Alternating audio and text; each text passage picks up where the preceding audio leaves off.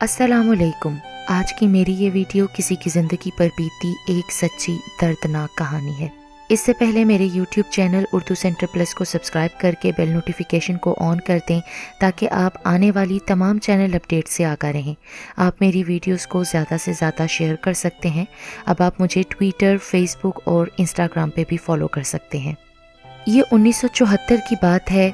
हमारे गाँव में रज़िया सरदार के हुस्न के चर्चे थे। एक तो वो बहुत ही हसीन थी, दूसरा एक सरदार की बेटी भी थी, और सरदार भी वो जो अपनी नेक सीरत और नेक दिली की बिना पर आसपास के गांव वालों में भी मोतबर और मशहूर था। लेकिन इन तमाम तर खूबियों के बावजूद रज़िया का रिश्ता तय नहीं हो रहा था, क्योंकि रज़िया की ज़ुबान तोतली थी। लफ्ज़ उससे मुकम्मल तौर पर अदा न होते थे और वो अटक अटक कर गुफ्तगू मुकम्मल करती थी। सरदारनी को हमेशा रज़िया की फ़िक्र घेरे रहती थी। वो अंदर ही अंदर बेतहाशा परेशान होती, जबकि सरदार जी हुक्का गुड़गुड़ाते हुए सरदारनी जी को तसल्ली दिया करते थे। भलिए लोके, अल्लाह पर भरोसा रख, जोड़े तो आसमानों पर बनते हैं। अल्लाह ने हमारी रज़िया का भी कहीं ना कहीं किसी से जोड़ बनाया होगा। जब उसको मंजूर हुआ, उसकी शादी भी हो जाएगी। सरदार जी पूरे 18 साल की हो गई है हमारी बेटी। इसकी दोनों सहेलियां भी ब्याह कर अपने घरों में चली गई हैं। गांव की बालियां भी जो इसकी हम उम्र हैं, उनकी भी शादी हो गई है। एक हमारी रज़िया ही अभी तक कवारी बैठी है। तू सब्र करया करना, अल्लाह सबकी सुनता है, वो हमारी भी मुराद सुन लेगा। बस उसके दर से कभी नाउमीद मत होइयो और ना ही उससे कभी मांगना छोड़ियो। सरदार जी की बातें सरदारनी के दिल को तो लगती और वो एक बार फिर ज़ोरों शोर से अल्लाह से दुआएं करने लग जाती। या अल्लाह, तू तो सब जानता है मेरे दिल का हाल। मैं तुझसे अपनी बच्ची के लिए नेक सीरत ख़ानदान का सवाल करती हूँ। तू तो जानता है कि सब लोग रज़िया का हुस्न देखकर सवाली बनकर आते हैं, मगर उसका तोतलापन सुनकर खाली हाथ लौट जाते हैं। कोई भी मेरी बच्ची का नेक दिल नहीं देखता, और ये सब हमारे इख्तियार में कहाँ कि हम उसकी ज़ुबान को ठीक कर सकें। लेकिन मेरे मालिक, तू तो हर चीज़ पर कादिर है ना। तू ही मेरी पहली और आखिरी उम्मीद है। तू भेज देना मेरी रज़िया के लिए अच्छा जोड़। बेटी के लिए दुआ करते हुए सरदारनी की आंखों से आंसू रवां हो जाते। और फिर एक रोज़ सरदारनी की दुआ कबूल हो गई और जमालुद्दीन का रिश्ता रज़िया के लिए आ गया। रज़िया की बात पक्की होने पर सरदारनी ने पूरे गांव को दावत की। 2 बकरे मंगवा कर सदके के लिए दिए और रब के हजूर शुक्राने के नवाफिल अदा करते हुए रो दी। अब रोने का नहीं, खुश होने का मौका है। सरदार जी, ये तो खुशी के आंसू है। फिर देख ले अल्लाह लोग, मैंने तुझसे कहा था ना कि ऊपर वाले से बस मांगा कर। ये बातें और शिकवे शिकायत हम इंसानों को ज़ेब नहीं देते, अलबत्ता उसके दर से मांगी जाने वाली दुआएं ज़रूर रंग लाती हैं। आप हमेशा सच्ची और खरी बात ही करते हैं सरदार जी। बिला आखिर सरदार और सरदारनी की ज़िंदगी में वो दिन आ ही गया जब रज़िया दुल्हन बनी। दुल्हन बनकर तो रज़िया का हुस्न मज़ीद 2 आतिशा हो गया था। निकाह के बाद जब रज़िया को जमालुद्दीन के पहलू में बिठाया गया तो जमालुद्दीन पहली नज़र उसका असीर हो गया, और यूं रज़िया सरदार हंसी खुशी ब्याह कर जमालुद्दीन के घर आ गई। सरदार और सरदारनी हर वक्त अल्लाह का शुक्र अदा करते थे कि जमालुद्दीन मोहब्बत और खुलूस से गुंदा शख्स है जो उनकी बेटी का हर मुमकिना तौर पर ख्याल रखता है। शादी के इब्तदाई दिनों में तो जमालुद्दीन के सर पर रज़िया के हुस्न की पट्टी बंधी हुई थी, लेकिन आहिस्ता आहिस्ता ये पट्टी उतरने लगी और रज़िया के हुस्न पर उसकी ज़ुबान का तोतलापन गालिब आने लगा। जमालुद्दीन और रज़िया जहाँ कहीं भी जाते, लोग रज़िया की बातों पर हंसने लगते और कुछ लोग तो बाकायदा इजहार अफसोस करने लगते।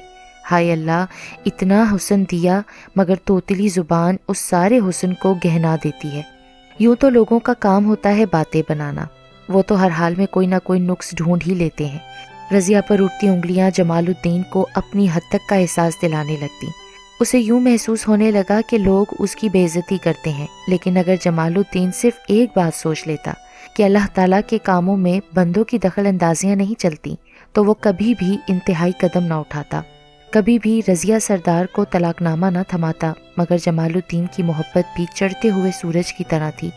जो ही सवा नेज़े पर आया, जिस्म जलने लगा था, और यूं पूरे 2 साल बाद रज़िया सरदार उजड़कर सरदार जी की दहलीज पर वापस आ गई। गांव में जिस किसी ने रज़िया सरदार की तलाक के बारे में सुना, उसने जमालुद्दीन के वो लत्ते लिए कि क्या बताऊं। ویسے گاؤں والوں میں سے کوئی بھی تو رضیہ سردار کو اپنانے والا نہیں تھا، مگر جمال الدین پر پھٹکار برسانے کے لیے سبھی اپنا حق سمجھے ہوئے آ پہنچے تھے۔ سردارنی سے تو رضیہ کا غم برداشت ہی نہ ہوا اور وہ اسی رات خالق حقیقی سے جا ملی۔ سردار جی نے دونوں صدمے، بیٹی کی طلاق اور بیوی کی موت، بہت ہمت سے سہے تھے۔ غم کا پہاڑ چاہے کتنا ہی بڑا ہو، صبر کرنے والوں کے صبر کے سامنے وہ ریزہ ریزہ ہو ہی جاتا ہے۔ رضیہ کی آنکھوں سے تو آنسوؤں کا سیلاب رواں تھا۔ اس سے پہلے کہ اس کے اندر کا لاوا پھٹ کر باہر آتا، سردار جی نے رضیہ کو اپنے گلے سے لگا کر کہا، رضیہ پتر، جہاں تیری ماں گئی ہے نا، وہ تو ہم سب کا ابدی ٹھکانہ ہے۔ پھر رونے اور واویلا کرنے سے کیا ہوگا؟ کچھ بھی تو نہیں ہوگا نا۔ اور تو جانتی ہے نا کہ اللہ واویلا کرنے والوں کو پسند نہیں کرتا، اللہ صبر کرنے والوں کو پسند کرتا ہے۔ پتر صبر کر۔ سردار جی رضیہ کا سر تھپتھپاتے ہوئے گھر سے باہر نکل کر مردوں کے پاس آ کر بیٹھ گئے۔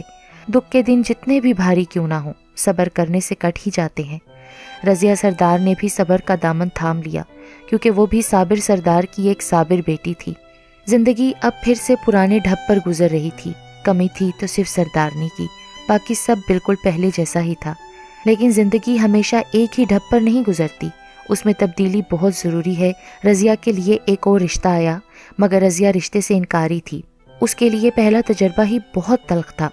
وہ نہیں چاہتی تھی کہ اس تجربے کو پھر دہرایا جائے، لیکن سردار جی ایسے انسان تھے جو رضیہ کو قائل کر سکتے تھے، کیونکہ وہ اس ہنر سے بخوبی واقف تھے۔ دیکھ رضیہ پتر، اللہ کی رضا میں راضی رہنا چاہیے، اسی میں ہی روح کا سکون ہے۔ کیا تو نے قرآن میں نہیں پڑھا تھا کہ اللہ کسی بھی جان پر اس کی برداشت سے زیادہ بوجھ تکلیف نہیں ڈالتا؟ گھر آئے رشتے سے انکار کرنا بھی اللہ کی ناشکری ہے۔ ناشکری مت کر میرا پتر، اللہ سونا سب چنگیاں کرے گا، اس پر بھروسہ رکھ۔ اور یوں رضیہ مان گئی اور پھر ایک بار دلہن بن گئی، لیکن اس بار رضیہ کا حسن سوگوار تھا۔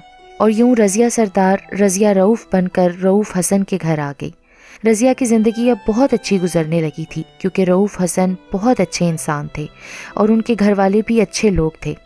سردار جی رضیہ کو شاد اور آباد دیکھ کر بے انتہا خوش ہوتے تھے۔ وہ کبھی کبھار آسمان کی جانب نگاہ اٹھاتے اور کہتے، دیکھ لے سردارنی، اللہ نے ہماری رضیہ کو کتنا اچھا جوڑ عطا کیا ہے۔ تیرا دل بھی کتنا چھوٹا تھا نا، غم برداشت ہی نہ تو کر پائی بیٹی کا، کتنی جلدی تھی نا تجھے اللہ سونے کے پاس جانے کی۔ کاش تو دیکھ سکتی کہ تیری رضیہ اپنے گھر میں اب کتنی خوش ہے۔ رضیہ کی زندگی یوں ہی ہنستے مسکراتے گزر رہی تھی جب رؤوف حسن کے گھر والوں کو رضیہ کی سونی گود کھٹکنے لگی۔ وہ بجائے اللہ سے مانگنے کے رضیہ کو مورد الزام ٹھہرانے لگے، اور پھر دن بدن گھر کا ماحول خراب ہونے لگا۔ رؤوف حسن نے بہت کوشش کی کہ وہ اپنے گھر والوں کو سمجھا سکے کہ اس معاملے میں رضیہ کی کیا غلطی، یہ تو اللہ تعالیٰ کی طرف سے آزمائش ہے، لیکن رؤوف حسن کے گھر والوں نے ان کی ایک نہ سنی۔ ایک ہی رٹ تھی کہ رضیہ کو طلاق نامہ تھماؤ اور نئی شادی کی تیاری پکڑو۔ رؤوف حسن بہت پریشان تھے، وہ رضیہ کو بالکل بھی اپنے سے الگ نہیں کرنا چاہتے تھے، مگر گھر والے دن بدن چڑھتے جا رہے تھے۔ رضیہ نے جب فضاؤں کا رخ بدلتے دیکھا تو رؤوف حسن کے قدموں میں بیٹھ گئی۔ مجھے طلاق مت دیجیے گا آپ، لیکن دوسری شادی کر لیجیے، مجھے اس پر کوئی اعتراض نہیں ہے۔ رؤوف حسن بالکل بھی دوسری شادی نہیں کرنا چاہتے تھے، لیکن گھر کا ماحول اس حد تک خراب ہو گیا تھا کہ جس کی کوئی حد نہیں تھی۔ اس چخ چخ سے تنگ آ کر رؤوف حسن بھی دوسری شادی کے لیے اس شرط پر راضی ہوئے کہ وہ رضیہ کو خود سے ہرگز جدا نہیں کریں گے۔ اور یوں رؤوف حسن کے گھر والوں نے اجازت پاتے ہی لڑکیاں دیکھنا شروع کر دی۔ رضیہ نے مزید صبر کا دامن تھام لیا اور مزید اللہ کی عبادتوں میں مصروف ہو گئی۔ اب رضیہ نے اللہ سے مکمل طور پر لو لگا لی تھی۔ وہ یہ جان گئی تھی کہ یہ دنیا ایک سراب کے سوا کچھ نہیں ہے، کچھ بھی سدا باقی نہیں رہتا، نہ محبتیں، نہ انسان اور نہ ہی کوئی مال و دولت، یہ سب فانی ہے۔ اس لیے ہمیشہ کچھ نہ کچھ کھونے کے لیے تیار رہنا چاہیے، اور کھو جانے والوں پر وویلا نہیں، صبر کرنا چاہیے۔ بالآخر رؤوف حسن کی دوسری شادی طے کر دی گئی۔ رضیہ نے خوشی خوشی رؤوف حسن کی دوسری شادی میں شرکت کی۔ لوگ سردار کی بیٹی کا صبر دیکھ کر حیرت زدہ تھے کہ کیا کوئی ایسا بھی ہو سکتا ہے جیسی رضیہ سردار تھی۔ رؤوف حسن کی زندگی میں تو رضیہ کی اہمیت دوسری شادی کے بعد بھی وہی تھی جو پہلے تھی، مگر یہ سب اب رؤوف حسن کی دوسری بیوی اور گھر والوں کو ایک آنکھ نہیں بھاتا تھا، اس لیے سب موقع کی تلاش میں تھے کہ کب کوئی ایسا وار کیا جائے کہ رؤوف حسن رضیہ کو طلاق نامہ تھما کر چلتا کریں۔ اور بالآخر 2 سال بعد جب رؤوف حسن کی دوسری بیگم کے ہاں بیٹی پیدا ہوئی تو سب کو موقع مل گیا۔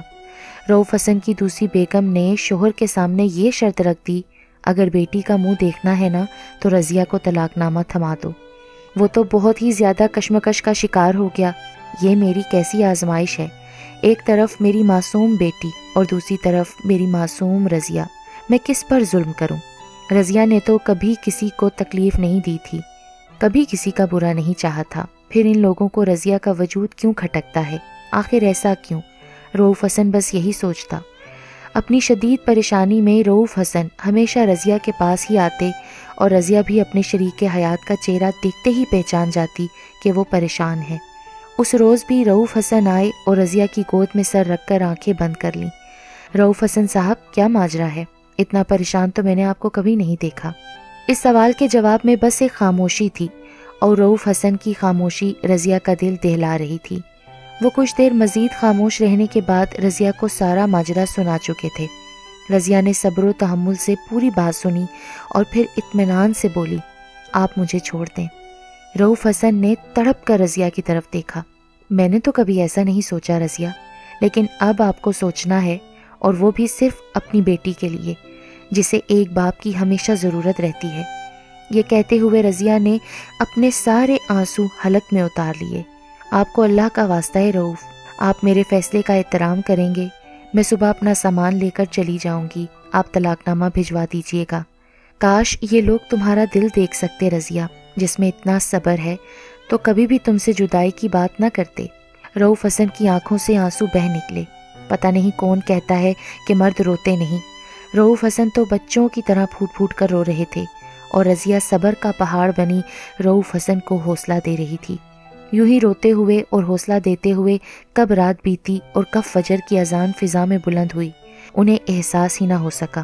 رؤوف حسن اٹھ کر وضو کرنے چل دیے، رضیہ نے بھی وضو کیا، اور یوں دونوں میاں بیوی جائے نماز بچھائے نماز ادا کرنے لگے۔ رضیہ کا آخری سجدہ کچھ زیادہ ہی طویل ہو گیا تھا۔ جب کافی دیر رضیہ سجدے سے نہ اٹھی تو رؤوف حسن کو انجانا سا احساس ہوا۔ انہوں نے رضیہ کو سجدے سے اٹھانا چاہا، مگر رضیہ کی روح تو پرواز کر چکی تھی۔ اسے رؤوف حسن سے جدائی برداشت نہ تھی، تبھی خالق کی حقیقی سے جا ملی۔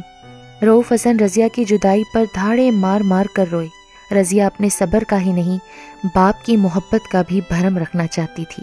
وہ اپنے باپ سردار جی کو دکھ نہیں دینا چاہتی تھی، تبھی تو سب کو اکیلا چھوڑ کر ابدی سفر پر روانہ ہو گئی۔ جب وہ کفن میں لپٹی پڑی تھی تو اس کے چہرے پر اس قدر نور اور سکون تھا کہ میں نے اپنی زندگی میں آج تک ایسا چہرہ نہیں دیکھا تھا، اور میں اس چہرے کو آج برسوں گزر جانے کے بعد بھی بھول نہیں پائی ہوں، اور نہ ہی رؤوف حسن کبھی رضیہ کو بھول پائے۔ اس وقت ان کی 2 بیٹیاں اور 3 بیٹے ہیں، اور وہ ہر جمعے کو اپنے تینوں بیٹوں کے ہمراہ اپنی بیوی رضیہ کی قبر پر جاتے ہیں، فاتحہ پڑھتے ہیں اور پھر گھر واپس لوٹ آتے ہیں۔ برسوں سے ان کا یہی معمول ہے۔ آج بھی سب گاؤں والے اس توتلی رضیہ سردار، اس کے حسن اور اس کے بے تحاشا صبر کو یاد کرتے ہیں۔ اور یوں میری یہ کہانی اختتام کو پہنچی، جو کہ ایک ایسے چاند کی کہانی تھی جسے گرہن لگا ہوا تھا۔ آخر میں یہی کہوں گی کہ مجھے رضیہ سردار کے سسرالی رشتوں پر بہت ہی افسوس ہے، جو اللہ تعالیٰ کی تخلیق کا مذاق اڑاتے ہیں، اللہ تعالیٰ کی مصلحتوں کو نہیں سمجھتے اور انسان کو مورد الزام ٹھہراتے ہیں۔ اگر انسان کے ہاتھ میں ہوتا تو وہ اپنے اندر کبھی کسی کمی کو شامل نہ ہونے دیتا، نہ ہی کسی توتلے پن کو اور نہ ہی بے اولادی کو۔ اسی لیے کبھی بھی کسی بہو اور بیٹی کا دل نہ توڑو۔